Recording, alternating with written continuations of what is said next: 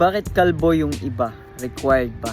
Mostly yung nakakalbo sa isang team is yung mga rookies. Parang initiation nila yun for the whole year or sa season. May mga teams na the whole year, kalbo yung mga rookies nila.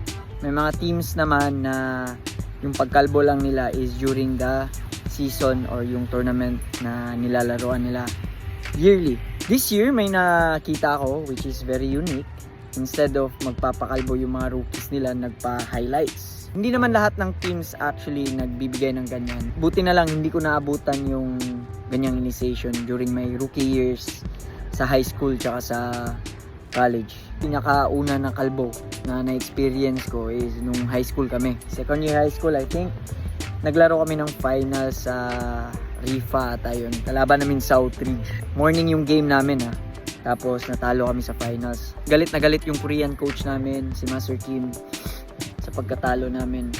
Tapos sa afternoon, the same day, as punishment, magpakalbo daw kaming lahat. Which is, nagpakalbo naman kaming lahat. At the same time, nag-training din kami the same day kung kailan kami natalo. So ayun.